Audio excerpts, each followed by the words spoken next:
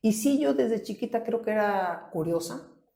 Eso sí me recuerdo muy bien porque yo le preguntaba mucho a mi mamá, estaba pendiente, muy alejada de la gente, nunca me ha gustado estar muy cercana. Pues fíjate, mejor hubiéramos querido, sin duda alguna, y no se logró, tener una vivienda propia, no se hizo. Que por cierto, vivíamos allí en Cuba 70, yo tenía a mi hija chiquita, y se me hacía un abuso, un control. Fíjate, yo sin saber ni qué era un sindicato, yo te hablo que tenía como 18 años, entonces sí me molestaba que querían disponer de ti, que tenías que hacer guardia y en el parque y estar. Y no les importaba la otra vida, ¿no? Porque tú tienes una familia y el abuso, porque finalmente se apropian de las mejores plazas, o sea, creo que eso me fue construyendo, ¿no? Yo no quiero esta vida. Pues yo me acuerdo que en la escuela había un compañero que se llama Marianito, ¿no? Y él tenía las hojas rosas para el préstamo del ISSSTE. Y todo el mundo tenía que ir a hacer caravana a Marianito y tenías que darle 20 pesos. Y ese clásico burócrata, ¿no?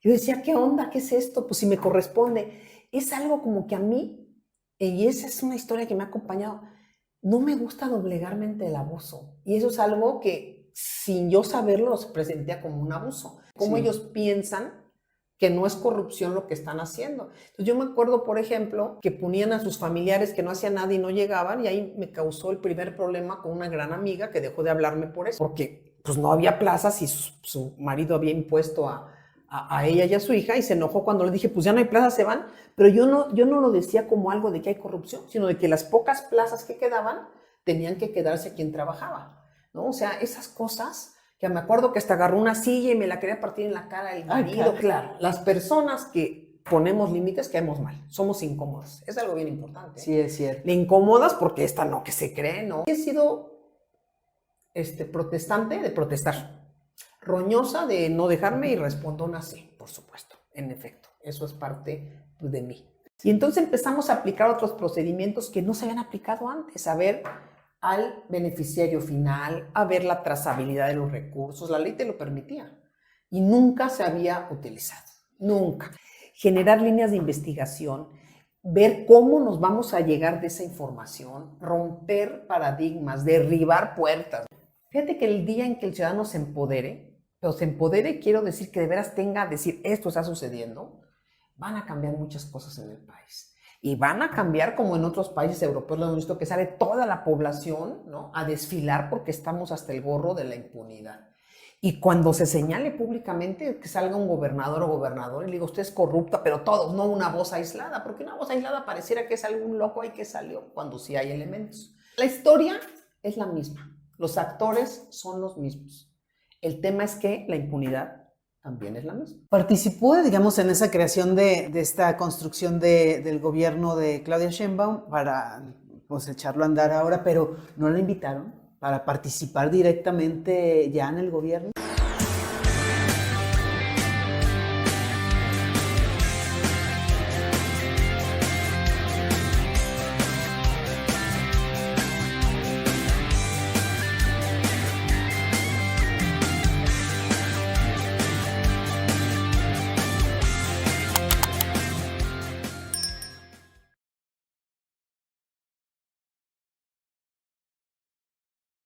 Hola, ¿qué tal? Comunidad de referentes, muchas gracias por acompañarnos en este capítulo.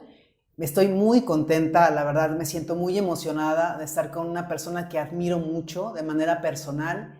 Ella es una mujer muy valiente, es un referente de lo que es lo que es la lucha por la corrupción en México, y pues me siento muy honrada de estar aquí en sus oficinas. Ella es la doctora Munadora Buchaín. Muchas gracias, doctora. Al contrario, Claudia, es un honor para mí que hayan puesto sus ojos en la lucha y en la larga historia que hemos hecho, pues como bien dices, ¿no?, para inhibir la corrupción. Así es. Muchas gracias. Pues uno de nuestros principios como en este programa de referentes es hablar de lo que son las personas como esencia, y dentro de esa esencia pues viene desde nuestra infancia, de nuestra adolescencia. Me gustaría que nos hablara un poco de esa etapa de la infancia y la adolescencia, y qué cree, doctora, que haya detonado de alguna forma ese foco o ese lente por la lucha por la desigualdad o por la injusticia. Pues fíjate que es parte de lo que he puesto a reflexionar en los últimos años, porque somos la historia que nos ha acompañado cualquiera de las personas, ¿no? Y yo creo que dentro de todo, el entorno te va formando, el entorno externo, pero también cada quien tenemos nuestra propia personalidad, temperamento, y hay algo interior que sin tú proponértelo van dinamitando ciertas acciones. Y a lo mejor en esta lucha desde la familia, ¿no? En la que pues, éramos un número, fuimos 6 hermanos, de alguna manera tuvimos necesidades y padres separados, y después de todo esto, pues es duro salir, y más a las mujeres, en el mundo a ir creciendo en el trabajo. Afortunadamente algo debo decir que sí es digno de merecimiento. Todos nos formamos en la educación pública, las prepas. Yo estudié en la prepa 6, en la UNAM, en NEP Aragón. Luego ya me fui a la parte ya adulta, estudié en el TEC de Monterrey una maestría. Y luego en jurídicas de la UNAM, en el Instituto de Investigaciones Jurídicas, hice un doctorado. Y entonces fíjate cómo la educación pública no solamente nos forma bien, nos da ese entorno de conocimiento, pero también la parte que uno vive te va encauzando hacia dónde quieres ir. Y sí, yo desde chiquita creo que era curiosa. Eso sí me recuerdo muy bien porque yo le preguntaba mucho a mi mamá, estaba pendiente, muy alejada de la gente, nunca me ha gustado estar muy cercana, pero pues yo creo que esa es una historia buena y que de alguna manera no tuvimos todo y nos ha ayudado a crecer. Luego la gente nos ve ahorita y pareciera que así hemos sido siempre, ¿no? Y les digo, es que ustedes no me vieron hace 30 años, cuando estábamos como con tantas, luchando para lograr una vida mejor. Y bueno, pues aquí vamos poco a poco. ¿Qué era mejor, el concepto de mejor en ese momento, doctora? Pues fíjate, mejor hubiéramos querido, sin duda alguna, y no se logró, tener una vivienda propia, no se hizo. Que por cierto, vivíamos allí en Cuba 72, donde hoy está fíjate, no sé, me puse a pensar hace poquito, reflexionaba con mis familiares, que en ese entonces salíamos a la calle, íbamos a la tienda de la esquina, íbamos al callejón del 57 a comprar unas gordas deliciosas que deben de seguir, íbamos a la panadería de Allende, estudiamos a una cuadra. Y esa vida mejor implicaba que queríamos tener un poquito más de dinero para poder comprar en la dulcería. Nos daban, creo que 50 centavos a la semana.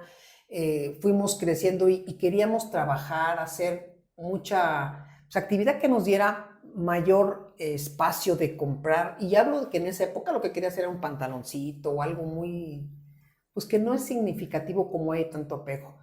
Pero fíjate, hoy que veo esa historia de estas calles, donde ya descuartizan a los niños, donde está lleno de las organizaciones que no pudo contener, las autoridades tomaron edificios, ahí mismo han hecho tanto vandalismo. Digo, pues no, la vida que queríamos era la que teníamos, era la mejor, y a lo mejor ni siquiera lo sabíamos, ¿no? Por lo que luchábamos era por tener pues, mayor espacios, porque digo, éramos con familias como muchas seguramente hoy, pues no podías tú darte el lujo de salir a un paseo. Yo no recuerdo que hayamos ido nunca a un paseo, pues no pudimos a una playa o algunas cuestiones. Ya fue mucho más ya crecidos que pudimos irlo haciendo, ya de manera independiente cada quien con algún grupo de amigos. Pero esa vida mejor era como tener algo para pues no compartir a lo mejor un pollo entre 7, ¿no? A lo mejor esta parte pero sin quejarnos, porque yo sí te diría, pues sí que fui muy feliz, mi infancia fue muy feliz, mi adolescencia fue muy feliz, mi parte de la preparatoria fue muy feliz, íbamos hasta no sé dónde a hacer las inscripciones de la UNAM, me acuerdo que estaban por el IMAN, ¿cómo se llama? IMAN, se llama la calle, ¿no? Donde están los institutos, y era normal. Yo creo que en el momento en que empezamos a sentirnos inseguros y a ser más estigmatizados, y a lo mejor eso es tener más conciencia de la realidad, es cuando uno empieza a ver las dificultades. Pero también puedo decir que es una bendición del universo que todos en la familia estamos sanos, estamos bien, mis hermanos, tenemos nuestra propia casita, o sea, logramos lo que queríamos con ese esfuerzo. ¿Y cómo era esa joven o esa adolescente? ¿Cuáles eran sus sueños? ¿Cuáles eran las ilusiones de Munadora en aquel entonces? El ver cuestiones o temáticas, por ejemplo, en donde las mujeres desde jóvenes pues te ponen a hacer cuestiones de hogar o te ponían a hacer, no las hacemos ni ni queriendo, ¿no? Pero a lo mejor es algo en el que la competencia para poder tener el mismo acceso y la misma, dijéramos que igualdad de circunstancias y que el mejor salir adelante y que mi familia también le fuera bien, ¿no? De alguna manera. Yo eso lo veo porque no recuerdo otras acciones que yo diría, ah, yo quiero ser. No, no, no. Simplemente yo me reía. Yo siempre he sido así como aventurera. Yo soy Sagitario, entonces yo pienso que tiene mucho que ver eso. Y bueno, ni siquiera, debo decirlo, soñaba con que, yo cuando sea grande voy a ser, no, sencillamente me gustó estar en la escuela, en la prepa, decidí estudiar Derecho y fue una decisión que ni siquiera me veía yo ni litigando, ni hay algo, entonces yo digo que es eso que me movía a buscar lo correcto. A lo mejor ver a mi mamá en muchas ocasiones cuando discutía dentro de todo que alguien tenía que haber actuado correcto o discutir con la de la tienda que quería cobrarle de más. Son cuestiones que a lo mejor se le quedan a uno en el inconsciente y no lo nota. Pero también después noté que los trabajos que fui obteniendo tenían que ver con temas de que había que hacer mucha talacha. Por ejemplo, trabajé en una escuela secundaria técnica en Tuxtla Gutiérrez, Chiapas, donde la verdad era abusivo el sindicato y te hacía hacer guardias y no me importa si están casados o no. Yo tenía a mi hija chiquita y se me hacía un abuso o un control. Fíjate, yo sin saber ni qué era un sindicato, yo te hablo que tenía como 18 años. Entonces sí me molestaba que querían disponer de ti, que tenías que hacer guardia y en el parque y estar.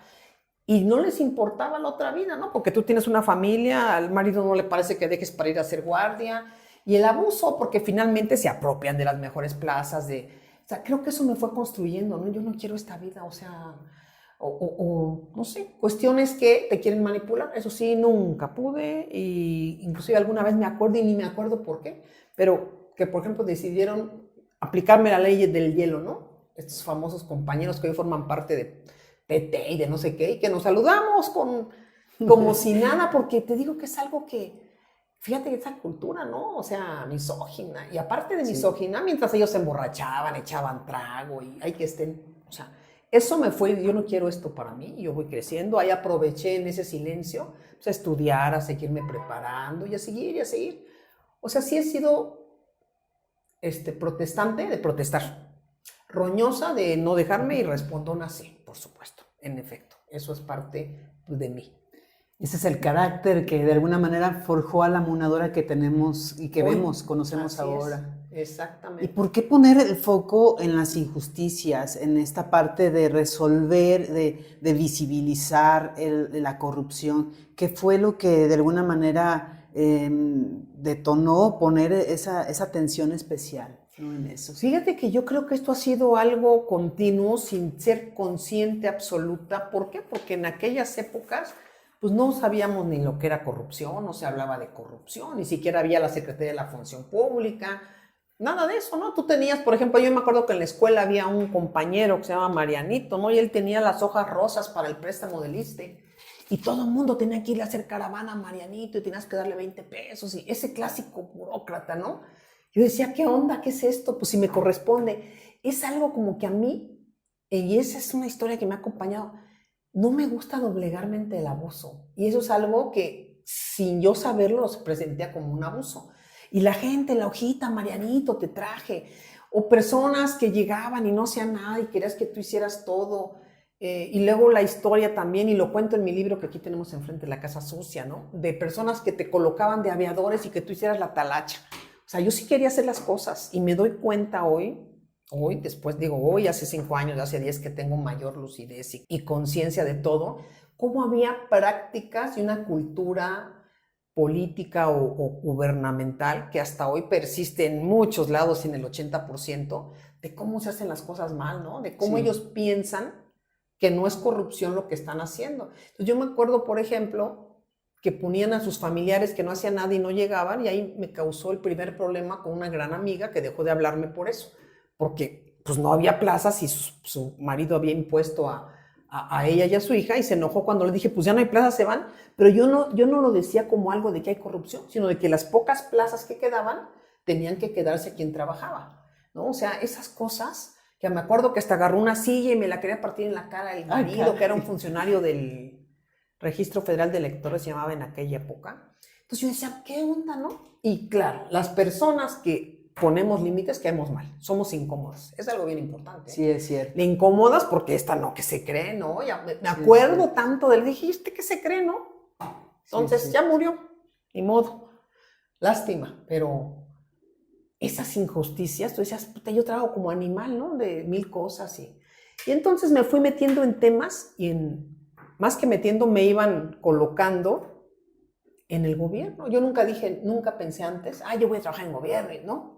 A mí me fueron colocando y en áreas donde sí era complicado, tenía que ver con revisiones, con muchas cosas, ¿no? Sí. Y entonces esa fue mi historia, esa es la historia. Y ahí he trascendido, y bueno, ahora con mayor conciencia de los hechos, podemos decir que el equipo que conformamos en la Auditoría Superior de la Federación en el anterior, la administración, ya casi van a ser desde 2009, pues hicimos algo novedoso y entonces fui estudiando porque era novedoso, teníamos que ver y entonces estudiar, profesionalizarte, elegir a las mejores personas, todo esto y seguramente equivocándonos, porque si no te equivocas, pues no puedes seguir adelante. Así es. Y ya que habla de formación, doctora, ¿qué tanto ha incidido esta formación en, digamos, en el enfoque que ha tenido como en la metodología para poner ojo a lo forense, ¿no? En la auditoría forense. Fíjate que eso es algo que yo creo que era como un reto a mí misma ante todos los en la Auditoría Superior cuando entré. Bueno, primero fui contralor en Chiapas, eso creo que fue muy importante. Previo antes, al igual que tú, estuve en áreas de comunicación social, me tocó llegar a poner orden pues en un área que era súper corrupta, antes de que llegáramos, donde se pagaban millones por nada, ¿no? Entonces, yo ahí digo que es mi modo de ser, y fíjate, ahí tiene que ver con la personalidad y tus atributos como persona. Yo cotidianamente soy ordenada, no me gusta el desorden, soy metódica, soy muy exigente, que creo que caigo mal y hasta a los cercanos, porque exijo que las personas cercanas sean como uno es, eso yo le llamo reciprocidad, otros le llaman distinto, ¿no? Bueno, entonces, con todo esto, pues yo exigía lo mismo, a ver qué pasó, a ver esto y a revisar, sin decir, yo en esa época no decía soy auditora ni nada, simple sencillamente era a alguien en cargo de comunicación, donde sabíamos que había corrupción.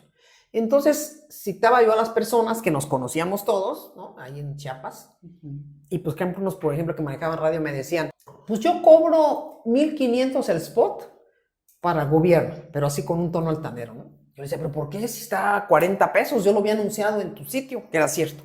Bueno, 40 para cualquiera que se quiera, y no, porque sí, pero así, ¿no? Yo decía, ¿y por qué? Y fíjate, ahí venía esa parte que decía, qué abuso. O sea, la gente abusiva me cae gorda. Sí. Me cae gorda porque es un abuso y un atropello para pasar por encima de los derechos, si quiere. Entonces le dije, pues no. Si te daban antes, y me acuerdo que en época creo que eran 1,800 mensuales, le dije, yo te voy a dar 350,000 con todas las estaciones y tantos spots al mes monitoreados, lo que nunca se hacía. Pues no, entonces voy a habla mal de quien quieras y de mí si quieres. Y algo que también creo que es importante es que a mí no me interesa si hablan bien o mal. O sea, es algo que también hay muchas personas que están muy preocupados queriendo controlar que hablan de ellos y eso no se puede controlar. Así es. Yo puedo controlar mi boca, pero los demás no puedo.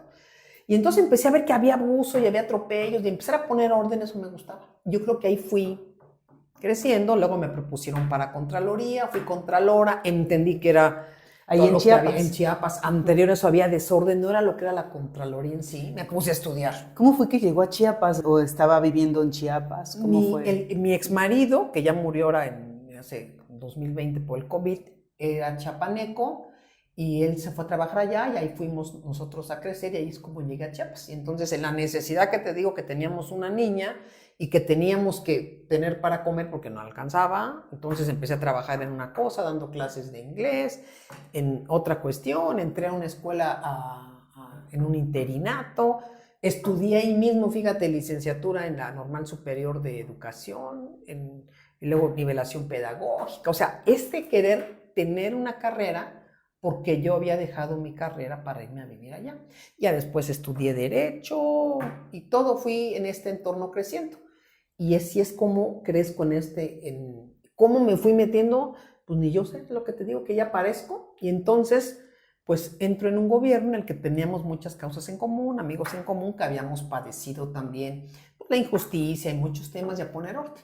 Y entonces yo creo que ahí va este enfoque mío, a hacer las cosas, analizar cómo debe ser una contraloría, estudiar, hacer, porque tienes el conocimiento, pero cuando ves que es un desorden y nada más había cuates y se repartían el dinero antes, y pues así estaba el gobierno, eran tiempos en que no había ni función pública, ni sabían que era una contraloría, no había límites ni obstáculos. Entonces, en un gobierno en que empieza a poner orden, límites, generamos ahí.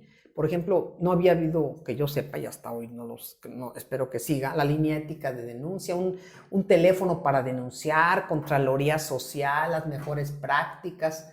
Y ahí fui. Y después de ahí me separaron del cargo y entonces vine yo aquí a México, pedí trabajo en la Auditoría Superior. Y pues por la experiencia que tenía, y ahí fuimos a auditoría forense, hay que hacer algo nuevo, novedoso, pero fíjate algo, o sea, había espacios para que yo creciera más y siempre preferían dárselo a otra persona, y uno diría, ¿y por qué no? Que esa también es parte de de mí, puedo hablar de mí, cuando ves que te corresponde y prefieren dárselo a otra gente, entonces es como un reto interno de pues van a ver que soy mejor en todo sentido con mi trabajo.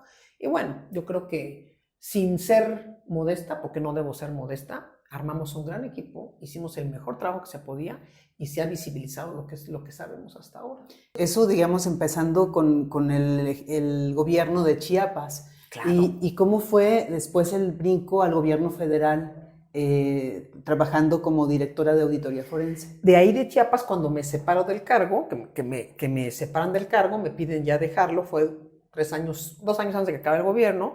Vengo yo aquí a México pues, a buscar oportunidades. Como yo venía ya de Contraloría, dije, pues voy a preguntar en la Auditoría Superior porque había vacantes en el sitio.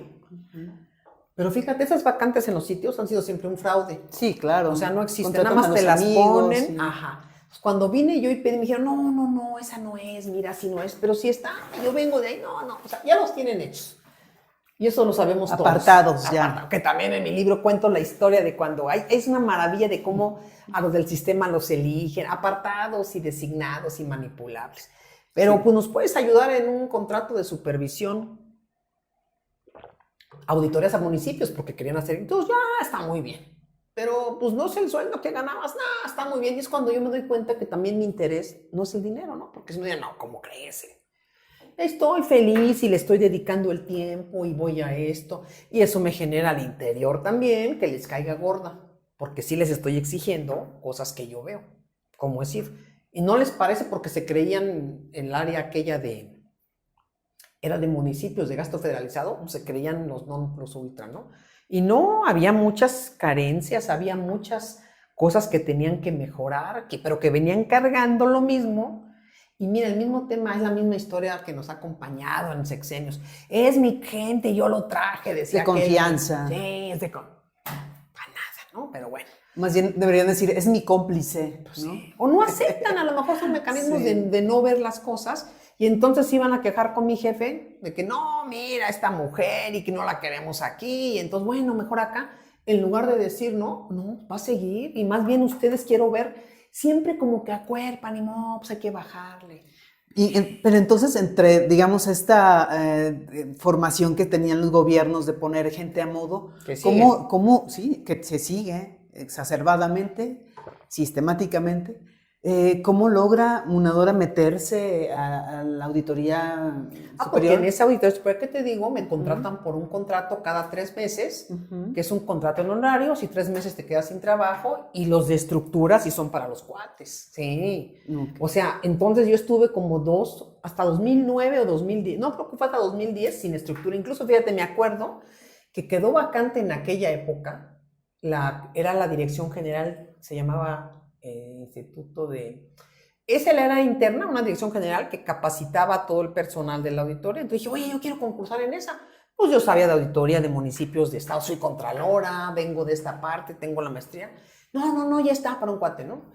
Y tú decías, bueno, pero si está, no, o sea, ni siquiera, porque así son, es el mundo en el que ellos creen que te hacen un favor. Sí, así es. Y uno también nos vemos hasta como agradecidos, porque esa es la otra parte. Porque, pues, ¿Aprendes qué hacías? Aprendes pero aprendes consciente de que es un abuso. Así es. Fíjate, esa es la parte que te digo y sabes que aunque discutas no vas a ganar. Entonces, pues privilegias, ya está, así bueno. Esto que era mi cuate, imagínate que no fuera mi cuate, ¿no?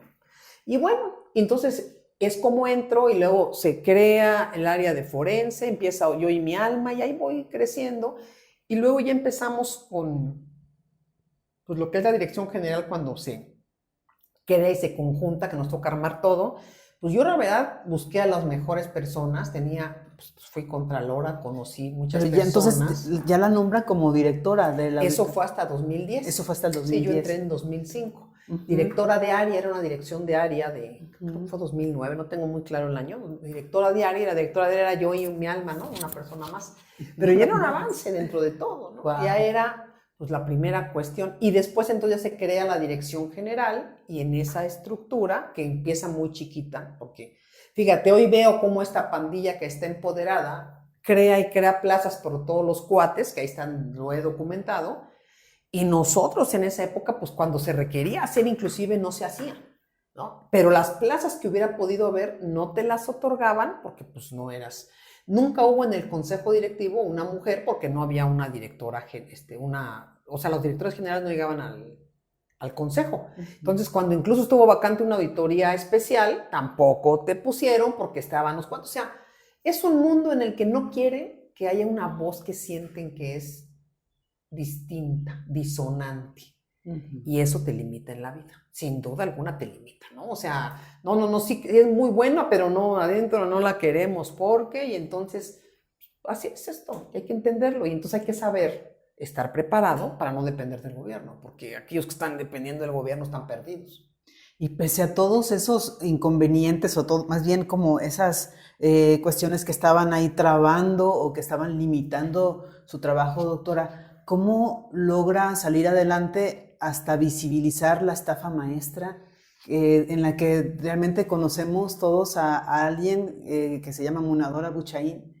Y que, bueno, no sé, yo como periodista agradezco mucho a los héroes que están ahí, que de repente nos dice, pasa esto, ¿no? Y usted para nosotros fue un héroe que Dios significó mucho, pero qué retos y que nos ha costado a todo el equipo. Es increíble, ¿no? A un gran equipo que desde aquí saludo y abrazo. Pero es increíble, fíjate. Pues ahí empezamos a prepararnos, a conformar un equipo sólido con capacitación y herramientas y orden forense y que pudiéramos hacer procedimientos distintos a los que tradicionalmente se hacían. Esto también ha sido parte de mi historia. Siempre quiero hacer algo distinto y puedo decir con resultados comprobables, verificables, que donde he estado hay algo distinto. Dejamos un sistema, dejamos un evento, dejamos un área, dejamos un estilo, o sea, se hace algo distinto. Y aquí era parte, porque si tú llegas a un lugar y pasas y nadie se entera que pasaste o está igualito, pues que sí que no hiciste nada en la vida, nada más llegaste a cobrar. Sí. Desde que uno se sienta, sabes que algo cambió. Y entonces ahí empezamos a ver, tenemos que ver qué se va a auditar. Empezamos a pensar en Huachicol, era muy, no solo difícil y complicado, casi imposible porque no era, dijéramos, algo vinculado a lo que es la fiscalización. Ese tiene que ver con delincuencia organizada y con otras cuestiones. Muchas vertientes. Muchas vertientes, porque tú no voy a andar buscando un huachicolero, tengo que buscar lo que la ley establecía. Todavía no estaba el Sistema Nacional Anticorrupción, el ejercicio, el gasto ya anticipado y demás, que ya había sucedido. Y entonces empezamos a buscar cómo hacer y qué. Entonces dijimos, oye, pues aquí hay vamos a ver esas adjudicaciones que han hecho, directas, millonarias, porque son montos significativos. Y por supuesto que el equipo que era el que hacía la propuesta de qué auditorías, era un equipo de gente honesta, íntegra y experta, conocedora. Entonces decíamos, a ver, esta es la propuesta, ¿cómo la ves? La discutíamos, como debe ser una planeación, justificábamos. ¿Cuántos eran en el equipo? Cuando empezamos yo creo que éramos como 12 o 14. Okay. Cuando acabamos, yo creo que éramos como, operativos, yo creo que éramos como 25. Okay. O sea, una auditoría, por ejemplo, la hacíamos entre 5 personas, 4, no es tanto no teníamos tanto personal, pero teníamos muchas ganas, eso sí, muchas ganas y todo el tiempo y la disposición. Sí. Y entonces empezamos a aplicar otros procedimientos que no se habían aplicado antes, a ver al beneficiario final, a ver la trazabilidad de los recursos, la ley te lo permitía. y nunca se había utilizado, nunca. Entonces yo empecé a pedir información bancaria, a revisar proveedores, a ver qué había aquí, por qué decidieron dársela a esta universidad, por qué había esto, el otro.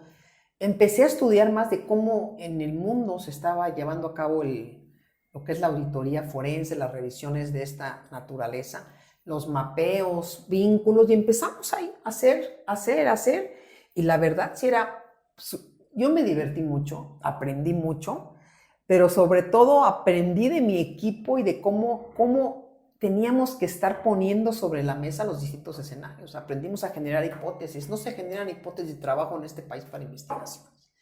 Generar líneas de investigación, ver cómo nos vamos a llegar de esa información, romper paradigmas, derribar puertas, ¿no? Porque no toleran que una mujer pueda llevar a cabo estas acciones. Yo me acuerdo que firmaba oficios, porque así estaban mis facultades, para secretarios pidiendo información, y entonces de repente le hablaban al auditor superior, ¿no? Le decían, oye, mira, esta mujer está dirigiéndole el oficio al secretario, ¿cómo es posible? Si le van a dirigir, que lo dirija o el auditor especial o el superior, hazme el favor.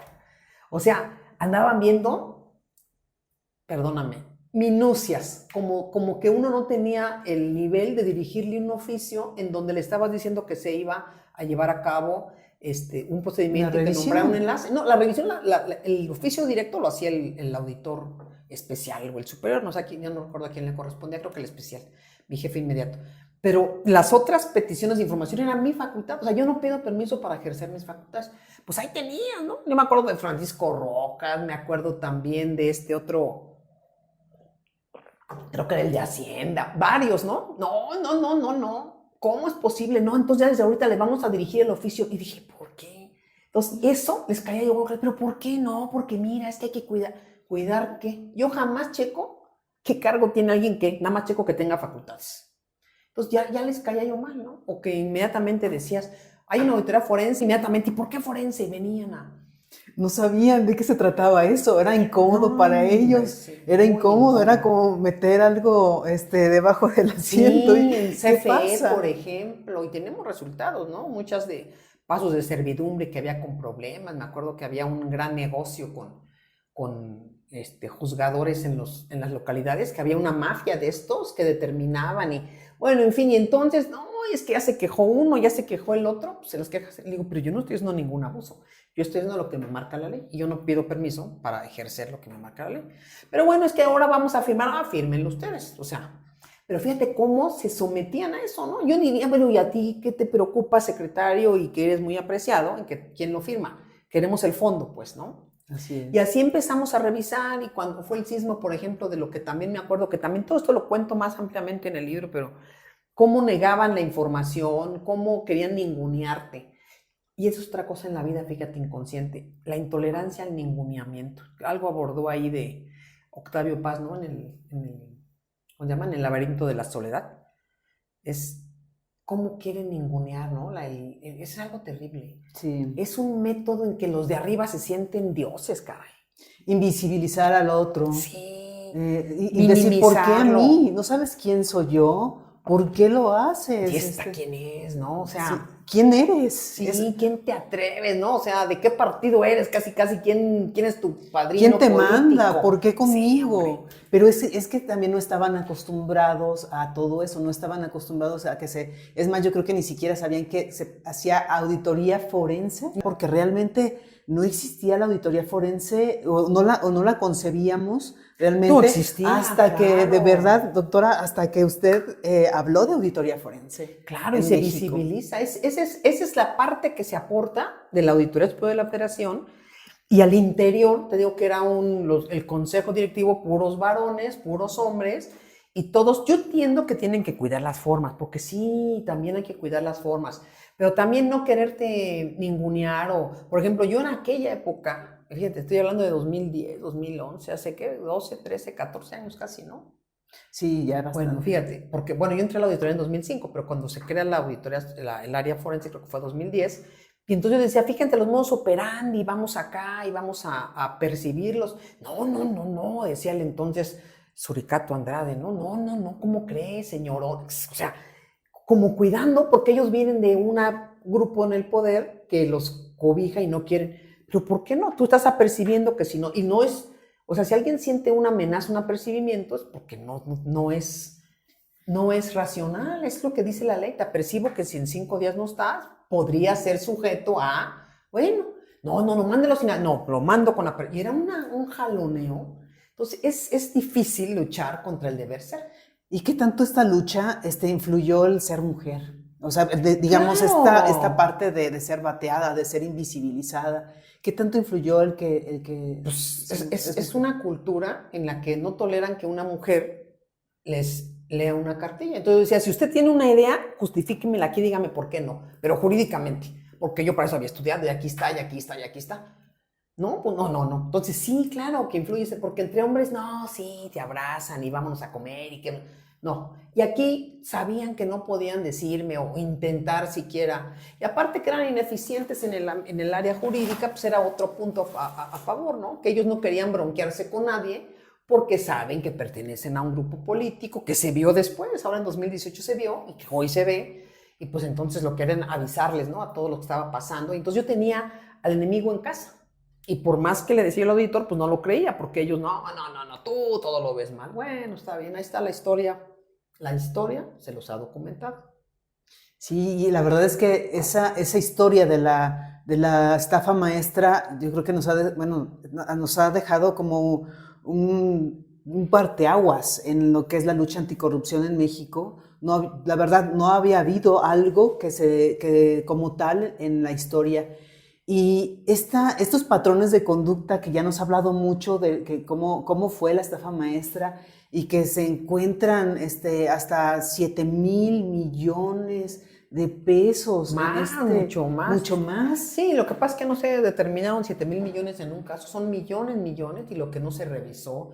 Incluso en las columnas, todos los que la han visto, he denunciado. Hubo posteriormente una auditoría en 2018 ya a cargo de esta pandilla en el poder, en la Auditoría Superior, y ahí nada más en Gobernación, ¿no? En las 2,000 millones que se fueron en comunicación social regalados con cuestiones en educación pública con Nuño y con otras que, ahí está, documento cómo hubo estas y que lo dejaron libre como si no hubiera pasado nada. Facturas fachadas, empresas fachadas, facturas simuladas, o sea, es algo que ha operado durante años y que en muchos casos, aunque no me lo crean, sigue ocurriendo. Segalmex es un caso.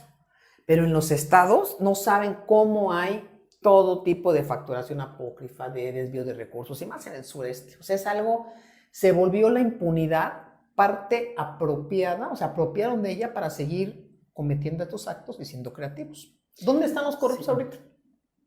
¿De qué viven exgobernadores que fueron acusados de corrupción? ¿Cuál ha sido la historia de su vida? ¿Dónde está el seguimiento de la inteligencia financiera? Bueno, ¿y dónde está el dinero de todos estos desvíos? ¿Dónde está la lana? ¿Para qué quiero gente en la cárcel?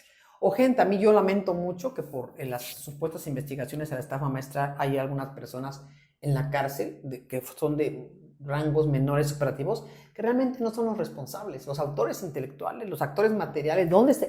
El dinero se puede ver. Entonces llegan todos estos y nos quedamos cortos con la estafa maestra, Claudia. Nos quedamos cortos porque hay otra serie de hechos que se encubren y que actualmente pues, forman parte del encubrimiento a nivel auditoría superior con los partidos políticos. Realmente es inacabable la corrupción. Mira cómo hemos sido perseguidos. Ve ahorita, por ejemplo, Chihuahua, Javier Corral, perseguido que porque 200,000 pesos de un terreno y ni siquiera es la cantidad. Es como buscan cómo hacerte la vida imposible y castigarte, fíjate cómo castigarte por haberles puesto el dedo encima. Porque ellos siguen con la lana, con el poder, con las empresas fachadas, todos libres. Sí, es como, ¿por qué tú? ¿Y por qué osas en hacerme esto? ¿Qué te crees? ¿Por qué lo haces?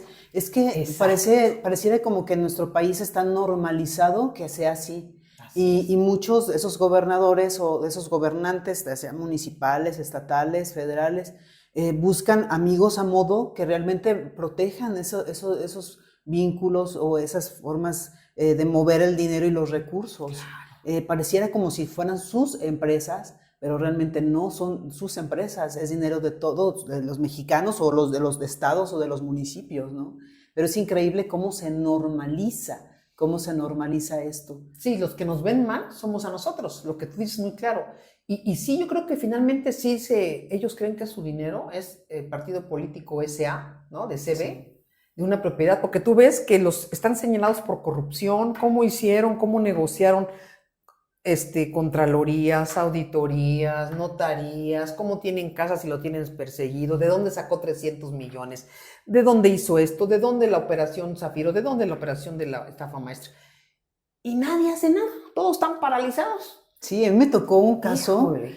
que nunca lo he dicho públicamente, pero fue con una situación con un expresidente que llegan un funcionario público de un gobierno a llevarle una maleta con dinero. Claro. Y me tocó estar ahí de manera, pues yo no pensé que fuera a suceder eso, pero me di cuenta de que pues ese funcionario público se trajo esa maleta en un aeropuerto, que nadie le dijo nada, con esa maleta con todo ese dinero, nadie le puso un dedo a esa maleta, fue visible, más bien fue invisible, y me imagino, si fue un funcionario público de un estado, me imagino cuánto dinero se mueve en el país de esa forma, ¿no? Miles de millones, miles. Es increíble. Entonces, o sea, eso sigue y sigue y es inacabable, pues es la casa sucia, sigue. Y las redes ahí están, los ves que llegan ahorita, muchos de ellos van a ser senadores, diputados, ¿cómo es posible? Y entonces se empoderan para darte una lección a todos aquellos, que es lo que intentaron con nosotros, de por qué no debiste de, ¿no? Pero no le pegan a los que de veras están arriba, sino a los que ven como débiles, se equivocaron en su percepción. No somos débiles y tenemos la palabra completa. Y debían de estar no solamente en la cárcel, debían de haberlos hecho devolver el dinero. Sí. Dinero millonario. Doctora, ¿y cómo es que sale, digamos, para la gente que no sabe muy bien de cómo fue la estafa maestra, que les explicara un poco cómo fue el patrón de conducta de esta estafa, cómo se descubrió y también cuáles fueron los retos para usted y su equipo y también las consecuencias de haber puesto eso visible a la gente?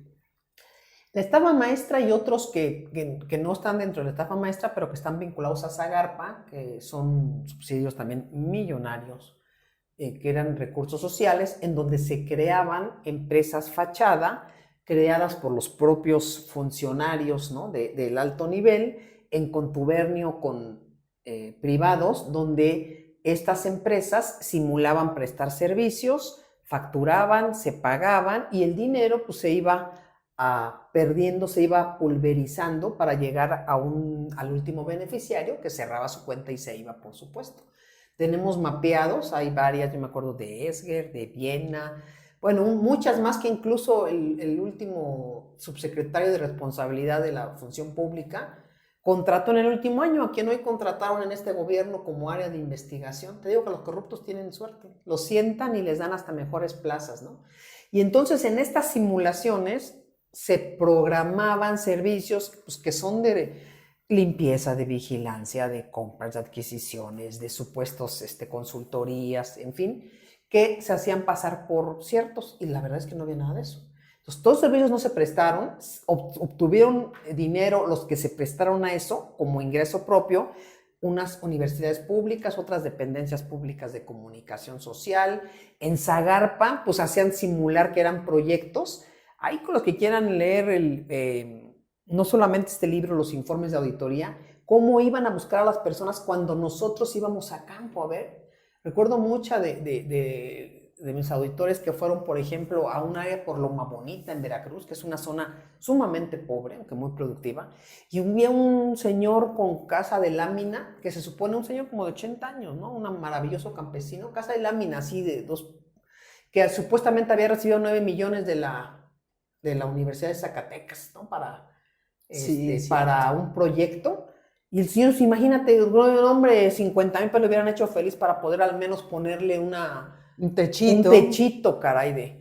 Y entonces, ¿cómo inmediatamente iban detrás de él los pandilleros de Zagarpa por estas cuestiones? Porque ya los 3 días salía un oficio muy bien hecho de que, oiga, me equivoqué, ya me acordé que sí estaba, no, mire. Bueno, pues son grupos criminales que están de acuerdo, o sea, millones de millones de millones de pesos.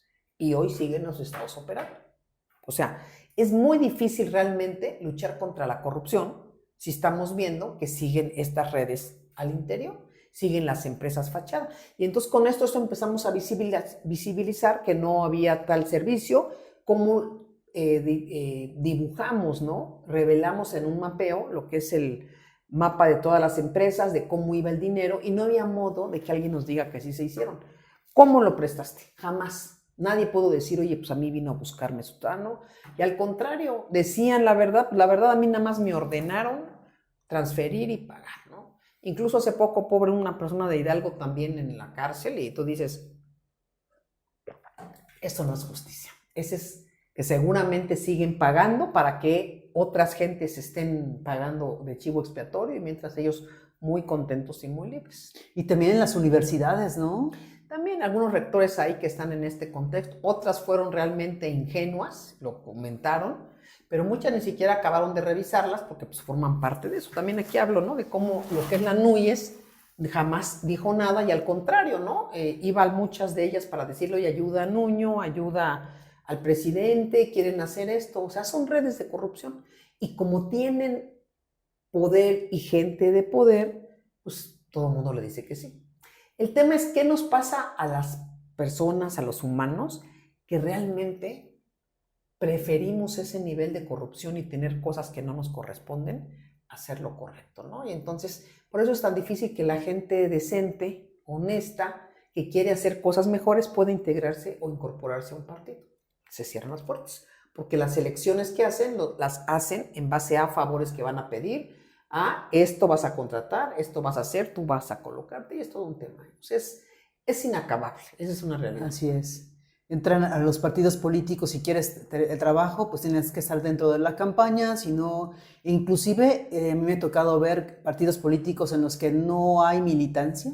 Claro, no hay militancia, los candidatos les hacen el trabajo de las campañas políticas. Incluso me ha tocado ver personas candidatos que venden hasta su casa, su coche, lo que sea, para hacer la campaña pensando que sí van a tener trabajo, que van a tener su puesto político, claro. Le invierten el dinero, ¿no? y terminan sin nada, haciéndoles nada más el caldo gordo a estos partidos políticos. Claro, es la ingenuidad, es cómo te utilizan, te manipulan. Y bueno, y mientras no haya un orden realmente y las personas que están dentro de los partidos sean lo mínimo decentes que se puede, porque también sabemos que estar en la política no puede ser absolutamente santo, no puedes, es algo cierto. Sí. Pero lo elemental, ¿no? Para poder decir, visibilizar, hacer. Es un problema no nada más de México, es global. Pero bueno, todos vemos que los que han robado, ahí siguen y se reincorporan y están muy contentos. ¿Qué fue lo que le sucedió a usted? O sea, la despiden en ese momento de manera injustificada. ¿Cómo fue eso? ¿Cómo fue esa parte es bien interesante porque el entonces auditor especial de cumplimiento, un tal Gerardo Lozano, oye, pues fíjate que me pidió a mí el auditor Colmenares, que puse muy bien todo, mira, es perfecto, todo cobardón, ¿no? Agachón, me da una risa a mí. Y entonces, pues bueno, pedirte por favor que pues dejes el cargo, porque sí, le dije, no hay ningún problema, nada más explícame cuál es el motivo, ¿no? No, ha sido un trabajo excelente, brillante, pero pues me pide, bueno, perfectamente, está bien, yo no tengo ningún problema, yo sé que la puerta de entrada es la de salida, nada más sí hay cosas pendientes que no habían autorizado y que ahí está documentado también, todo está en el libro, y un gran sitio que se llama www.lacasasucia.com.mx, y ahí hay cientos de mapas y de documentos. De casos, todo esto. Y entonces, entonces ya, bueno, perfecto. Entonces, por favor, ahí empiezo la entrega a recepción y bla, bla, bla. Era un 21, creo, de mayo. No me acuerdo si era 21 o 23. No lo tengo muy presente, uno de esos 2 días. Y entonces hago todo eso. Y entonces ya, sí, perfecto, nos veamos el día 30 todavía. Oye, quiero que comamos con la que vamos a sustituirte. Claro. ¿Por qué? Pues porque realmente yo sé que a mí no me interesaba quedarme con un grupo de corruptos. A mí claramente, yo estaba lista desde marzo que lo nombraron, dije, yo estoy lista, no tenía nada, absolutamente nada. Y entonces, pues ya me voy, pero lo que ellos pensaban quizás, que esa es mi teoría, es que me iba yo a ir sumisa y callada y entonces después iban a empezar a fabricar lo que fabricaron, ¿no? Que es corrupta, que yo toleraba un acosador sexual, salió este pobre imbécil que no tiene cerebro ni... ni conexión entre la lengua. Y otro era un acosador sexual. Hazme el favor. Que hasta hoy han transcurrido, ¿qué? 7 años, ya va a ser 7 años, ¿no? Y sigo esperando dónde está el acosador sexual y cuál fue. Y actos de corrupción, tartamudeando porque fabricaron todo. Fíjate, fabricaron al modo en que ellos son y al modo en que ellos han hecho las cosas. Y entonces en esa narrativa... ponerlo ahí. Sí, entonces les dije, pues ahí está, no, es que mira, o sea, yo creo que pensaban que, y le dije, ya está, y esto falta de hacer, y esto, y y bueno, obviamente ya desde que llega la consigna era, por eso lo nombran a un ineficiente sin el perfil y demás, en el que todo esto también se dice en organizaciones civiles, también aportaron, porque nadie absolutamente dijo nada sobre el hecho. Fíjate, piden ser observadores para luego no decir nada, cuando forma parte de lo que te digo del poder y de lo que ellos quieren, contratos. Y entonces, pues ahí empieza se suben ellos a un ring que nadie los mandó, solitos a decir, no la corrimos, la separamos por corrupción. Y yo en ningún momento peleé nada laboral. Absolutamente, yo con los corruptos no me iba a quedar. Pero ellos quieren cambiarlo y entonces, pues por supuesto, ellos iban, y así lo veo, ¿para qué? Limpiar toda esa casa para favor de ellos, ¿no? Sacar expedientes y limpiar las consignas. Y mira que todos teníamos mucha esperanza en el gobierno que iba a iniciar. Eso es lo que le iba a preguntar enseguida. A sabiendas de que el gobierno de López Obrador y que él dice que su causa número 1, y decía, bueno, hasta con un pie lo digo, ¿no? Quitar la corrupción. Era su número 1. Su bandera por la que muchos estábamos ahí, claro. Pensábamos que muy posiblemente iba a estar, muy posiblemente Munadora en esa, haciendo esa labor. ¿Qué pasó? ¿Por qué no estuvo Munadora? Y también, ¿por qué siguieron los mismos? Y fíjate, vamos a pensar que no iba a estar yo, ¿no? Por lo que ellos quisieran, porque son un grupo, porque yo no pertenezco a ese partido, ¿no? Pero gente que sí quisiera hacer las cosas. Pero a ese que pusieron, porque lo pusieron con apoyo de ellos, pues son unos corruptos pandilleros y llenaron toda la casa. Lo pueden ver todos los que estén interesados en mis videocolumnas. Ahí están de tráfico de influencias, de conflicto de interés, de colusión, de corrupción. Con muchas ramitas. Todas las familias enteras sin hacer nada, puros aviadores, todo, que debían de estar investigados. Todo el mundo sentado y a los perseguidos somos otros. Y ahí todos esperábamos, incluso yo me entrevisté con entonces la ministra Olga, que era la candidata, o ya la habían expresado que iba a ser la de gobernación. También platico la historia. Otra inutilidad, ¿no? O sea, ya a la hora de sentarse, no solamente no hizo nada, los prohijó. Entonces, realmente, la causa que abanderaron, yo pienso que a la mayor parte de los mexicanos, y eso estoy segura de eso, porque nadie puede decir, no, se ha luchado, pues nos defraudó, nos quedaron a deber. Participé con la presidenta electa, con un grupo, con Javier Corral, que fue el coordinador de los diálogos para la transformación en el tema de anticorrupción.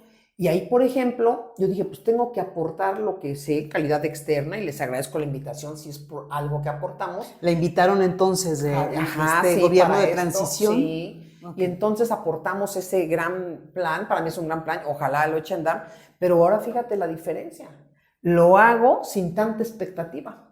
En aquella época yo decía, no, estamos hablando de mayo y nada más, no, marzo, porque rata lo nombraron en marzo.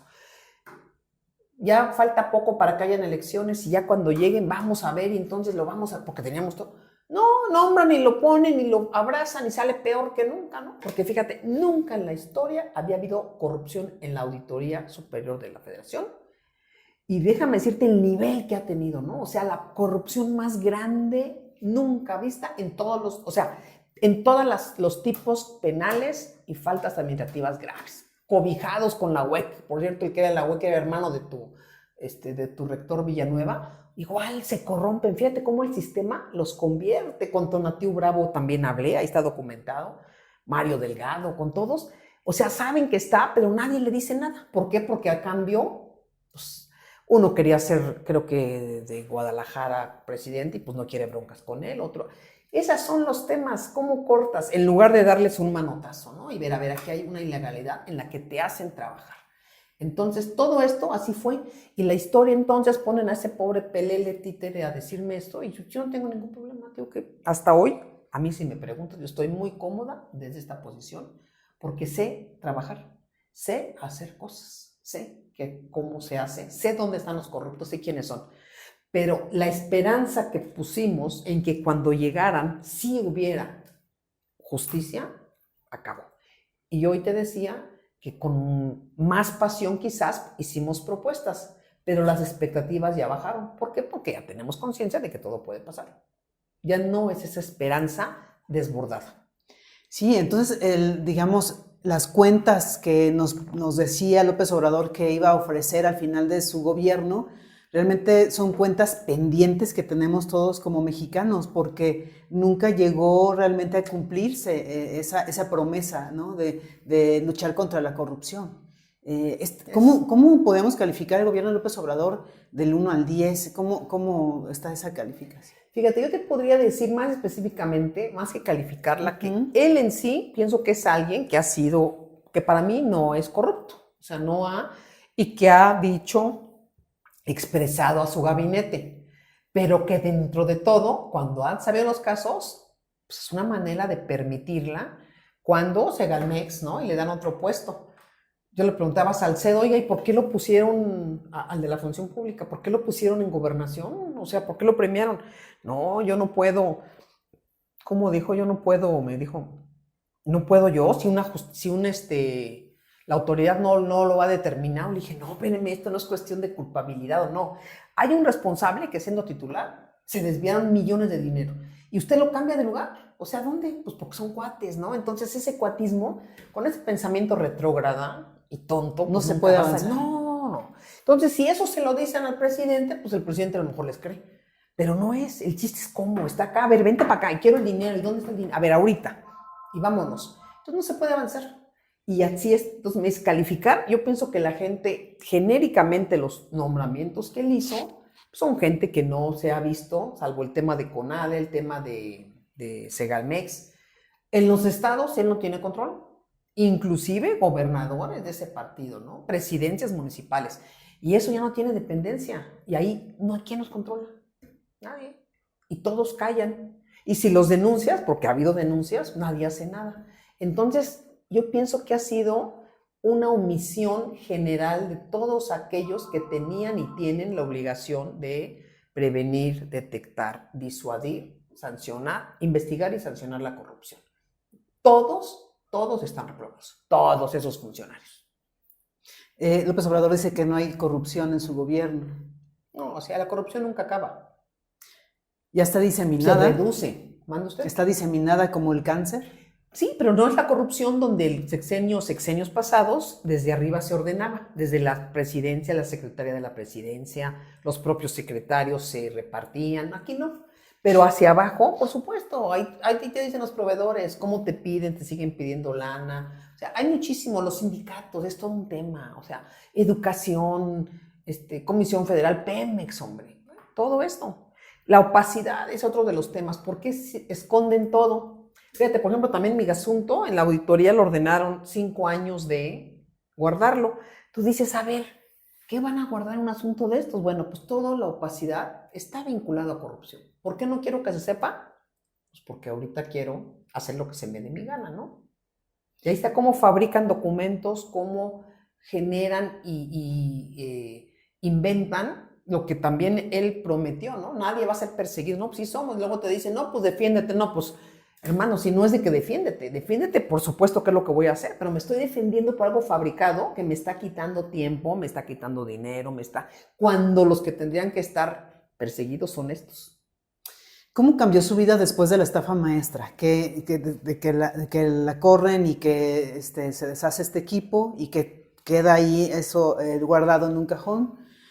¿Cómo cambió su vida? ¿Para bien o para mal cambió? No, pues para bien, afortunadamente. Acuérdate que no hay mal que por bien no venga. Esos dichos son maravillosos. No, de verdad, sí. Y sabes que a mí en la vida siempre me ha ido mejor, siempre. Y no es suerte, no. Uno busca la oportunidad y la suerte te acompaña si estás preparado.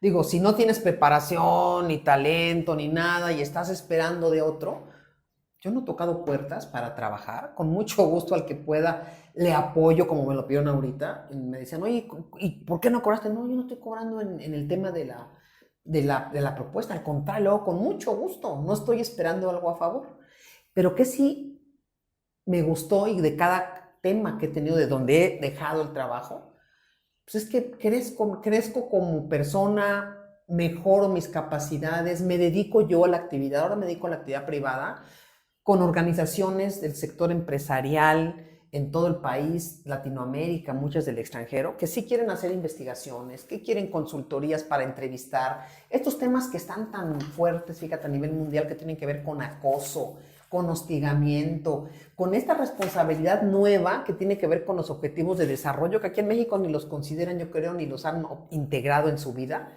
Y ahí es como me gusta mucho porque veo el resultado en la empresa. Cuando alguien acosó y se siguió y se persiguió y se sanciona, y aquí está las entrevistas, el fraude, los dictámenes periciales.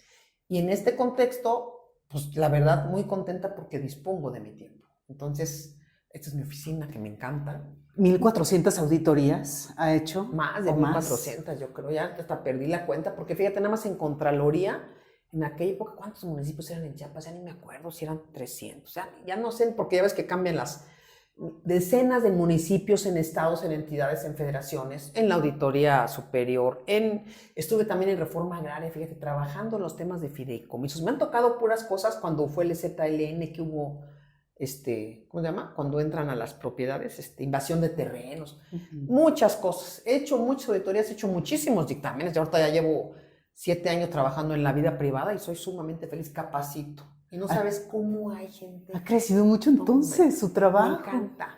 Si no el ingreso, sí el trabajo. Pero ¿sabes qué? No me importa porque yo soy muy feliz. Entonces voy, veo cuando te quieren, la gente quiere hacer las cosas y luego no te quiere decir porque ahí están los jefes que son los ratas. Les digo, a ver, váyanse para que digan. Y entonces eso es bonito porque mucha gente quiere hacer lo correcto. Entonces yo me siento muy contenta. Hice mi libro, ¿no? Tengo otro en puerta también de metodología. Y trato de difundir las mejores prácticas, porque yo creo que hay que ya darle vista a otras generaciones. Mira, debería de haber una especialización para auditores gubernamentales, pero no con los maestrillos que buscan que porque están en la auditoría y porque están como cuates, no, con expertos que hayan estado en la talacha, que tengan resultados, que formen a esos grupos que sí les gusta hacer la talacha, no porque, te le recomiendo a mi hijo y que gane muy bien y no haga nada, o hija, no. Entonces, hay mucho que hacer y yo creo que estas nuevas generaciones pueden hacer mucho, pero preparadas, honestas. Porque al entrar, por ejemplo, en la auditoría, vi cómo el auditor y el grupo con el que llegó corrompió a muchos jóvenes que estaban de becarios y demás. Fíjate ahí diciéndoles, testifiquen en contra de ellos y les vamos a dar una plaza, y se las dieron. Eso es como corrompes, ¿no? Y fíjate cómo te puede el gobierno llevar al bien o al mal. Entonces, valores. Otra, una buena disposición para quienes quieran trabajar en esto, por lo menos 8 meses de capacitación. Pero no te decía porque hay una escuela privada que, por ejemplo, el ex procurador del sexenio pasado da clases, o el de la UEC, o sea, se colocan todos en donde creen que van a, se visibilizan como si de veras fueran y quieren ahí purificarse. Y son los más corruptos e inútiles, ¿no? Entonces, nadie los contrasta, los confronta. Yo he hablado de la muerte social, o sea, yo ni los recibiría, ¿no? Hace poquito vi que estuvieron de unas organizaciones de auditoría internacionales y Alicia Bárcenas felicitando al auditor, pues es un corrupto, o sea, pueden intervenir y no hacer eso, o sea, les desluce, o sea, es repugnante. Esa es la verdad. Entonces nos ha ido bien, muchos están colocados, no digo dónde porque no saben, pero ahí están colocados. Y quizás, ¿no? En el próximo gobierno, si ellos consideran, a mí no es mi interés particular estar en el siguiente gobierno, puedan servirles, ¿no? Pero ahí está el tema, lo que yo te digo, no espera uno nada, que decidan si somos útiles o no, cómo podemos apoyarles, pero de qué hay talacha, hombre. Participó, digamos, en esa creación de esta construcción del gobierno de Claudia Sheinbaum para echarlo a andar ahora, pero ¿no la invitaron para participar directamente ya en el gobierno? No, pero esa no era la idea, ¿eh? O sea, nunca jamás fue mi idea. No, yo fui pero no le hicieron la invitación, no se la han hecho. Bueno, pero ni siquiera se han sentado, pero no tendrían que hacérmela tampoco, ¿no? Yo pienso que no tendrían que hacérmela. Ellos, si consideran que en algún punto les puedo servir, con muchísimo gusto. Pero ¿Aceptaría y aparte, un cargo ahí en el gobierno? tendríamos que ver las condiciones y en dónde. Fíjate, por ejemplo, esa Agencia Nacional Anticorrupción, que ahora con la mayoría legislativa podrían generar una institución fuerte que audite a todos los niveles de gobierno, que investigue más bien oficiosamente, que haga, o sea, que cualquiera que intente, por ejemplo, fabricarte una denuncia y tú te la denuncies, vayas y revises si eso es correcto, si tiene sentido, si tiene soporte, si hay el por qué, y si no, iniciarte un procedimiento. O sea, eso sería la fortaleza de este nuevo gobierno. Entonces, falta mucho de construir. Así como está ahorita, no, pues no, imagínate, la función pública es un oso muerto, ni siquiera te voy a decir que dormido, muerto. Y dentro de esas expectativas que a lo mejor ya aprendimos que no sé, no sé, a no entusiasmarnos tanto, ¿qué podemos esperar del gobierno de Claudia Sheinbaum? Yo espero que la conciencia de que pues tiene su prestigio que cuidar con relación a la corrupción, de poder dar el mensaje claro de que no lo va a permitir, pero ojalá se logre esta construcción, porque aunque no formen parte del Ejecutivo, podría ella entonces, a través de esa agencia que se generara y que tiene que crearla el Poder Legislativo, poner límites y disuadir corrupción. Pero si nada más se queda en el Ejecutivo, pues nada más podría yo, como experta en estos temas, decir que al menos en el Ejecutivo van a cuidar mucho la casa. Pero en los otros poderes y en los estados, que en los estados es terrible, dúdolo. Sí, los partidos políticos, no se diga. Esos peores, ¿no? Exactamente. Entonces, sí. Esa es la realidad. Sí, habría que hacerlo desde las entrañas si realmente se quiere cambiar el tema de la corrupción. Y yo he escuchado mucho en sus videocolumnas en Sin embargo, donde nos dice al final, sí se puede luchar contra la corrupción, claro. Ánimo, sí podemos, sí. Pero ¿cómo se puede, doctora? Mira, ¿cómo podemos nosotros los ciudadanos comunes hacer algo? ¿Cómo, no? Porque fíjate, ahora yo ya soy ciudadana común, ya soy afortunadamente de la sociedad civil.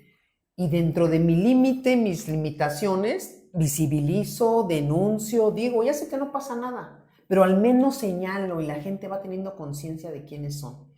¿Qué podemos hacer? Lo mismo, pero no nada más señalar por señalar, ir viendo, ir denunciando conductas, hechos. Fíjate que el día en que el ciudadano se empodere, pero se empodere quiero decir que de veras tenga, decir, esto está sucediendo, van a cambiar muchas cosas en el país. Y van a cambiar como en otros países europeos lo hemos visto, que sale toda la población, ¿no?, a desfilar porque estamos hasta el gorro de la impunidad. Y cuando se señale públicamente que salga un gobernador o gobernadora y le digo, usted es corrupta, pero todos, no una voz aislada, porque una voz aislada pareciera que es algún loco ahí que salió, cuando sí hay elementos. Y cuando también se deje de politizar, porque ya es una maña de los partidos en las confrontaciones, que por cualquier cosa vine a presentar tantas denuncias, no, denuncias concretas, hechas, serias, ¿no? Y fortalecidas, no nada más en el ámbito político. Pero también tendrían que empezar a elegir a los funcionarios, el de elección popular y los presidentes municipales, pues que sean los más éticos. Porque si ya sabes que el que llegó, este es un rata y todo el mundo lo sabe, ¿qué pasa en la población? Mira, hace poquito veía un video en Tlaxcala de una familia delincuencial donde entraron, eran como 10 todas las familias de papá, la mamá, yo creo que eran los hermanos y hasta la niña que ponía en la bolsa a robarse unas cosas. Ahí está en redes. Es una familia delincuencial. Y yo creo que han de haber dicho, pues, ¿por qué no? Y no ahorita, ¿no? Porque no es de un día para otro. Si este gobernador o gobernadora son ratas y estos roban. Entonces empieza esa percepción.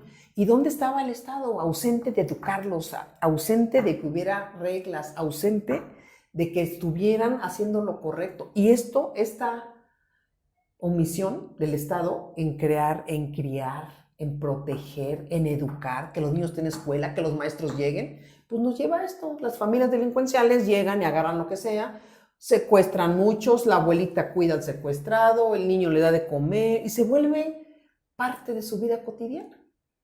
Dime qué hacemos con eso. ¿Cómo hace? Esa es la ausencia del gobierno.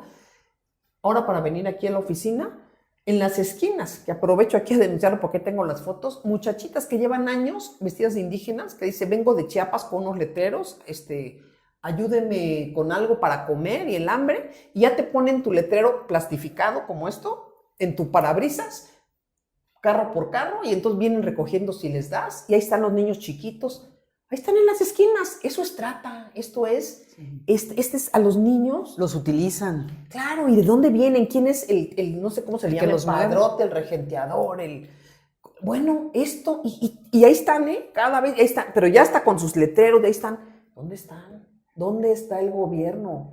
Y no solamente quién las trae, buscar la red. Esas son las redes que a todos nos ha faltado y que el gobierno no quiere llegar a ellas, ¿no? Familias de políticos que sabemos que han estado en la corrupción, enteras, en los mejores cargos. Decía López Obrador, es que el pueblo es sabio. Y ayer que entrevistaba a una señora activista, doña Fili, decía, no, es que dice, él piensa que diciendo eso nos está empoderando, pero realmente lo que está evidenciando es que nosotros no tenemos el poder. O sea, y que piensa él que con decirlo ya no lo está dando, pero en realidad no, ni nos escuchan, no sé, o sea, así lo sentía ella en tantos años de lucha con tantos presidentes, y sin embargo ve el mismo patrón de conducta ahora con López Obrador, ¿no? ¿Cómo es que de alguna manera tenemos nosotros como ciudadanos poder cambiar esto, aparte del voto, cómo poder participar para que realmente cambien estas prácticas, que cambie esta educación, que cambie incluso los valores? Porque pareciera que es muy normalizado ya el valor de la corrupción. Incluso me ha tocado ver a personas que dicen, ay, este roba pero nos da, y este roba pero nada más Pero para salpica, sus amigos. Pero salpica, exactamente. Es que fíjate que es todo un contexto en el que tendríamos primero que poner sobre la mesa que la educación en México es terrible, la educación pública. Digo, también hay mucha privada mala, pero la pública, porque los maestros, y aunque se enojen porque se enojan, no están preparados a la altura, han dejado abandonadas las aulas, y los muchachos, los niños, los jóvenes, no están informados y educados conforme debía ser. La información y la educación es algo fundamental en los jóvenes y en los universitarios para la toma de decisiones, para la conciencia, que hoy veo mayor conciencia. Por ejemplo, el equipo que va a entrar, veo que hay muchos jóvenes nuevos y talentos, que yo festejo realmente, pero hay muchos que están en los partidos todavía en el mismo esquema, los atrae, los jala la mala práctica. Y ahí viene, mira, la condición también humana. Déjame hablarte de mí. Creo que mi personalidad y mi temperamento, si no es que el temperamento, mi modo de ser en la vida me ha permitido no dejarme discutir, que lo que me dice no lo creo, soy escéptica. Pero otras personas no tienen eso, son distintas y eso no lo pueden modular ellos, porque es una manera de ser buenos, sabios como le llaman. Y entonces ellos creen lo que les dicen, pero la realidad es otra. Cuando ya la realidad te toca, o sea, tienes que ir a hacer un trámite engorroso porque te vaciaron la cuenta del banco y nadie pone en orden al banco. Tienes que hacer un trámite engorroso. O se inundó tu casa y entonces el del presidente municipal, como no votaste y no eres de ese partido, no te va a atender. Empiezan muchas cosas. Si estamos informados, educados, si los nombramientos que los partidos hagan en los presidentes municipales, en los diputados, son los mejores, pues te garantiza que fuera. Pero buscas a las mismas pandillas que la gente sabe que tienes que servirte, y entonces se vuelve pues un sistema como la teoría de Klaus Roxin, ¿no? Que también hemos aplicado, fungible. Cambian al que no entra a ese círculo y ellos siguen en su círculo de corrupción. O sea, es muy difícil si no hay sanciones. Es muy difícil si no ven que hay algo. Yo, por ejemplo, a mí me dirían, oye, fíjate que, a ver, ven para acá. Nada de que voy a ver una investigación. A ver, ven acá. Sutanito, sutanita, a ver, aquí públicamente quiero que le informes a toda esta audiencia qué pasó en esto antes, no importan las investigaciones, ponlos a dar la cara. Yo pienso que tienen que tener un poquito de vergüenza, pero si los cuidas, los proteges y saben que no va a pasar nada, pues claro, todos vamos a seguir siendo corruptos. Y luego pues la vida es, imagínate, carros, lujos, cada quien tiene apegos distintos, viajes por el mundo entero, las mejores compras, las mejores... Alguna vez me encontré en un aeropuerto a la esposa de un exsecretario de gobierno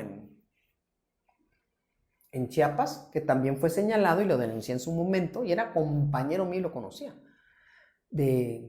por actos de corrupción, servicios simulados. Y entonces me dijo, oye, tú, reclamándome, tú, ¿es cierto que tú metiste en la cárcel o intentabas meterlo? Porque nunca pisó la cárcel. Dije, no, yo no lo mandé a robar. Esa fue mi respuesta. O sea, ni siquiera tienen conciencia de que lo que hicieron está mal. Y entonces mi familia me decía, desde entonces y hasta hoy, oye, ¿cómo le hace su hijo para estar en Aspen, estar en Nueva York, están en París, llevan, o sea, pues ahí está la respuesta, esa es la respuesta. Y entonces lo ves y quieres hacer lo mismo. Y muchos de los jóvenes no tienen conciencia, tenemos 1000 cuestiones de habilidades cognitivas en el costo que te tiene en tu vida práctica y reputacional. Esos mensajes son los que llegan a las familias de los corruptos y están muy contentos. Por eso siguen viajando y siguen haciendo todo. Eso es lo que yo considero que va a un largo plazo. Mira, Estado de México, la maestra Delfina, con la mejor intención que tenga, pues dejó la misma estructura, creo que cambió a 3. Es la misma estructura que está feliz, feliz, feliz.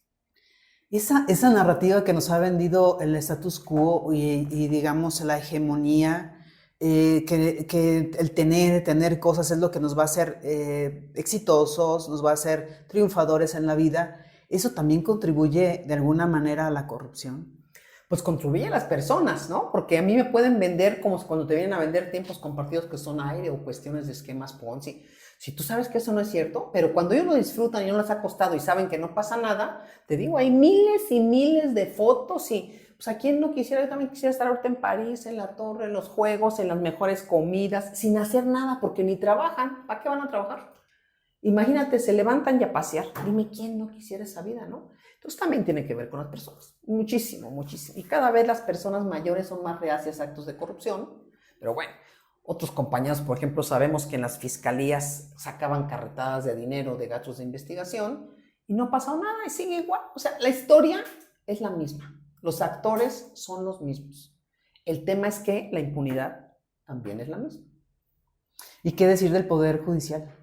Fíjate que el Poder Judicial, lo dije en algún programa con Sabina Berman, La Casta Ladrona se llama, yo sí creo que el Poder Judicial en sí no es un poder corrupto, que sí requiere una reforma, a partir, empezando por los estados, por los estados que están para llorar.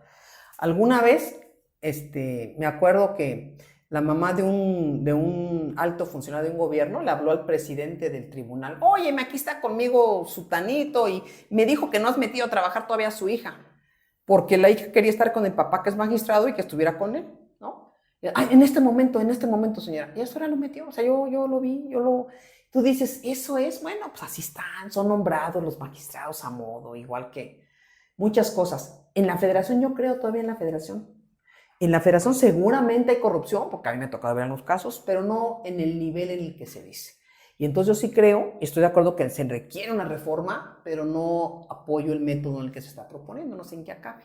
Pero sí hay muchas cosas, y hay historias que vienen acompañando también choques políticos de muchos años que ahorita están saliendo a flote.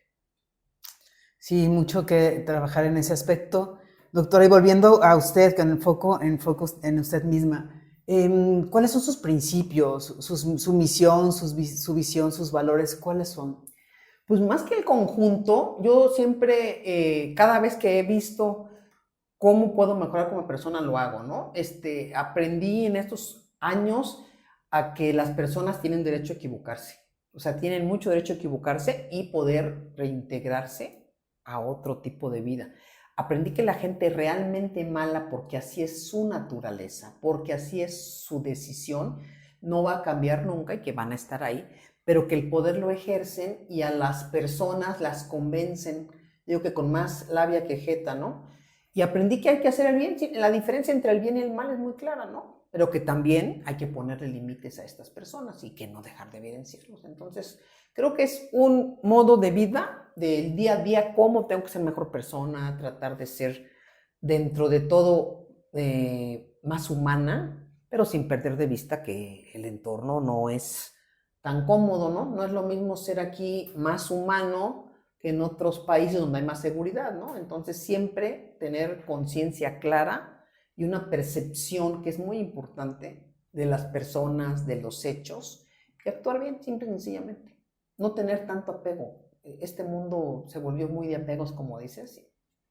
Yo creo que esa es la clave digamos, de ser anticorruptible, ¿no? Porque si no tienes apegos, pues, pues todo de alguna manera se resbala como mantequilla, ¿puede ser? Puede ser, fíjate, pero también hay personas que son corruptas y son millonarias. O sea, no, esa parte, millonarias, y siguen siendo ratas y más ratas. no se van a acabar en generaciones lo que tienen. Y siguen siendo corruptos. Entonces, no, yo creo que tiene que ver con que disfrutar lo que tienes y todo está en tu cabeza, ¿no? Los pensamientos, el hambre, porque si apenas estás, es un poquito de, a lo mejor personas que no, que son poco intolerantes a la frustración, ¿no? Que entonces tienen una cosa, quiero este reloj y cuando lo tienen, ya lo tienen y ya, pero ya quieren el otro y el otro, o sea, y son insatisfechas, son absolutamente insatisfechas. Y otras van a querer carro, y otras el viaje, y otras 3 veces a Japón y tienen que ponerlo en redes y decimos uno, el día que se vaya, van a decir, ay, pobre corrupto.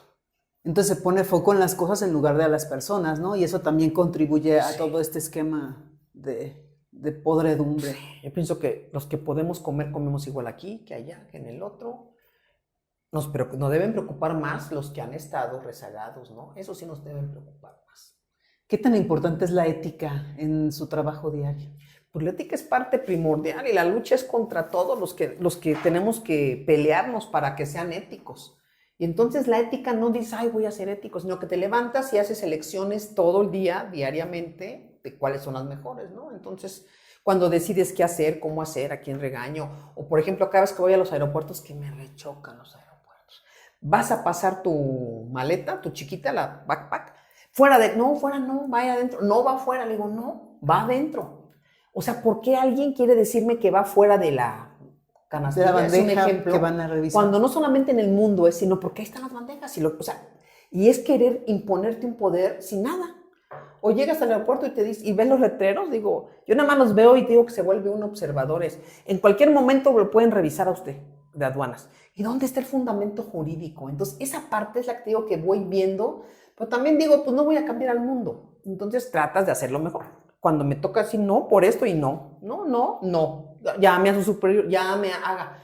Esa parte es como el deber ser, ¿no? Y sí te quita tiempo, y la gente no va a cambiar, ¿eh? Porque cada vez que vas va a pasar lo mismo, pero tú por lo menos sientes que hiciste lo mismo. Entonces, yo creo que la ética es en el entorno familiar, en el entorno externo, en cómo te hacen. Y muchas personas tenemos a veces que caer en otros casos, pues porque si vas a poner tu carro y te está pidiendo que no han querido quitar, ¿cómo se llaman estos? Los que te piden lana y que son también banda organizada, o los cuidacoches, ¿por qué van a ocupar las calles, no? Entonces, bueno, si ya te urge, le vas a tener que dar. Si te pones a discutirle, te lo va a rayar. Esa es la parte que es luego difícil, que vas incómodo, ¿no? O cuando ves estas niñas, o cuando ves, tantas cosas que hay que ver, o los policías todos en el WhatsApp, ¿no? Y entonces dices, caray. Y de veras, doctora, ¿no podemos cambiar el mundo? ¿O será que haciendo pequeñas, grandes acciones podemos poner un granito de arena? Yo creo que en el actuar nuestro, que se vaya viendo, ejemplificando, diciendo, difundiendo, yo creo que son las mejores prácticas. No hay otra. Cada quien va a decidir si se va al lado oscuro o no. Y a lo mejor muchas personas, dentro de su ignorancia, que eso es cierto, no saben que hay acciones que son malas y buenas, y que alguien que les está ofreciendo algo, pues no es correcto. Y tiene que ver con su nivel de ignorancia. Si hiciéramos de verdad una encuesta en el país, más que encuesta, una pregunta a las personas, ¿qué es el conflicto de interés? ¿Cómo lo vives? No, ni van a entenderlo, ¿no? ¿Y por qué esto? Y entonces muchos piensan que eso es lo correcto, ¿no? Hacer lo correcto, no sé, miles de cosas. Como el conflicto de interés de que un gobierno pueda, vamos a decir, que en un gobierno se pueda contratar a gente de la misma familia, como en el caso de Cuauhtémoc Blanco, por ejemplo, en Morelos. Bueno, y muchos hay decenas, no hombre, eso si los pusieras, entonces andamos criticando al Poder Judicial y estamos igual aquí, pues, que también el Poder Judicial se pasó de tueste, ¿no? Era como una cofradía, te digo que tiene mucho que revisarse a sí mismo, los nombramientos, como jefes no, hay muchos, pero también ese mismo análisis tendría que ser aquí en el legislativo, pues no nada más en un solo lado. Doctora, pues yo en nuestro país no veo otra cabeza, otra persona que de alguna manera haga lo que usted esté haciendo de la manera como lo hace, como lo visibiliza y como le pone todo ese cariño y empeño a esto de la corrupción. Yo creo que debe de haber más munadoras en este mundo y pues de verdad le agradezco muchísimo que exista y que esté aquí con nosotros y que pues haya hecho de verdad historia en nuestro país al ser un parteaguas en esta lucha y Te darnos agradezco mucho, esperanza, Claudia. a darnos esperanza de que sí se puede y Claro. que de alguna manera sí nos tenemos que capacitar, que aprender y también pues de no conformarnos, de que si vemos las injusticias no Claro, quedarnos callados. callados ante ellas, ¿no? Yo creo que sí hay mucho todavía por hacer, pero de verdad me siento muy agradecida porque nos dio este espacio. No, muchas gracias a ti, muchas gracias a quienes nos escuchan, nos ven. Y sobre todo es cierto, yo no he visto tampoco que alguien haga investigación. Tengo que decirlo, como la hemos hecho. Al contrario, fue claramente inhibitoria, pero a lo mejor es lo que se necesita. Nadie tiene más para dar algo que no tienen en sí mismo. Pues no tienen más para dar, vamos a esperar, ¿no? Pero sí creo que es un tema que va para largo, pero que si el gobierno entrante se aplica, puede irse reduciendo y sí creo que podemos vivir una vida con menor corrupción, sin duda alguna, pero eso depende de todos. Sí, Es pues todo el tema. Unidos hagamos. contra la corrupción y el fraude. Esa es su frase, siempre Así me es. encanta que termina así. Sí, así es. Pues terminamos así entonces, doctora, Así es. y muchísimas gracias por el espacio. Muchas gracias a ustedes. Cuídense y saludos a todos. Pues muchas gracias a todos ustedes, comunidad de referentes, y pues síganos, si les gusta nuestros capítulos, si les gusta nuestro concepto, por favor denle like y suscríbanse al canal. Muchas gracias por vernos y escucharnos. Hasta la próxima. Gracias.